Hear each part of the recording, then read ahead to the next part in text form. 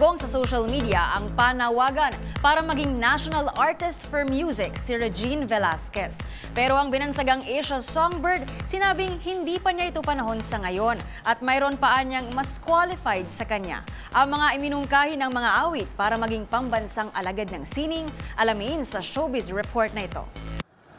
Bagamat thankful at na-appreciate ni Asia Songbird Regine Velasquez ang panawagang mapabilang siya sa listahan ng mga national artist ng bansa, naging matapat ang mga awit nang sabihing hindi pa niya ito panahon.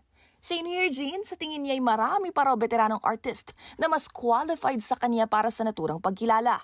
Gaya na lang daw ng binansagang Asia's Queen of Songs na si Pilita Corrales at ang King of Philippine Christmas Carols na si Jose Marichan na kanyang iminungkahi para maging pambansang alagad ng sining.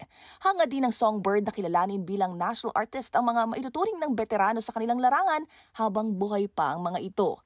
Mga gunita na umugong ang panawagang kilalanin bilang alagad ng sining si Regine Velasquez matapos ang Billboard Philippines Women in Music Awards kung saan ginawaran ito ng Powerhouse Award para sa kanyang halos 4 na dekadang kontribusyon sa Original Filipino Music o OPM.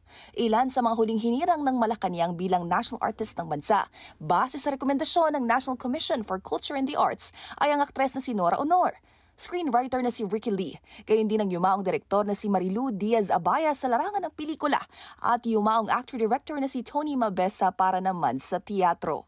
At yan ang MBC TV Network News. Ito po ang inyong showbiz angel Angelica Cosme. Sama-sama tayo, Pilipino.